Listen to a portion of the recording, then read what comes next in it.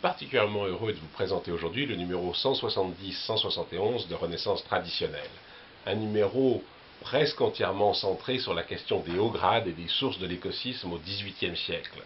Il s'ouvre par une passionnante étude de Pierre Noël qui a retrouvé le rituel de cette fameuse loge écossaise de Berlin qui conduit ses travaux de 1740 à 1750 à peu près, et donc nous avons probablement là le plus ancien rituel actuellement connu du grade de maître écossais.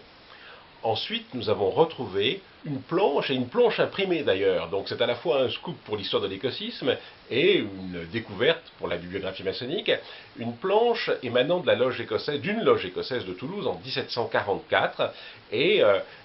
ce texte donne un peu l'ambiance intellectuelle, tout à fait dans la prolongation du discours de Ramsay sur l'initiation, et c'est donc un témoignage nouveau sur les débuts de l'écosysme en France. Ensuite, Paul Paolini nous propose une réflexion sur les sources ésotériques du grade de maître parfait, un des plus anciens au grade et certainement un des plus pratiqués au XVIIIe siècle. Le grade de maître parfait est souvent le premier haut grade que l'on conférait après le grade de maître, et il a un certain nombre de sources hébraïques que Paul Paolini essaye là de cerner. Enfin, un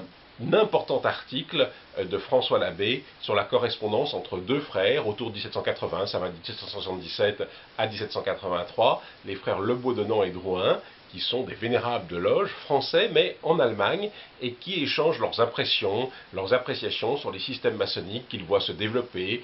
qu'ils voient mettre en œuvre dans cette Allemagne qui est un grand théâtre maçonnique des hauts grades au XVIIIe siècle. C'est extrêmement riche en informations et c'est vraiment un article essentiel.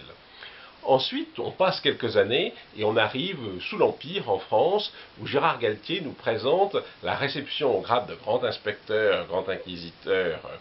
inspecteur, inquisiteur, commandeur,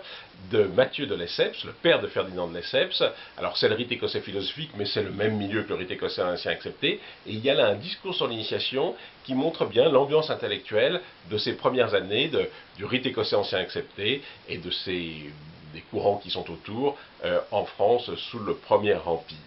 Enfin, avec tous ces scoops, terminons en beauté, et Catherine Amadou continue la publication de ses manuscrits qu'elle a mis à jour à la bibliothèque de Grenoble, avec deux textes nouveaux et jusque-là inconnus concernant les élus Cohen, dont un texte de Saint-Martin, le traité sur les communications. Donc un numéro extrêmement riche, un gros numéro, près de 160 pages, et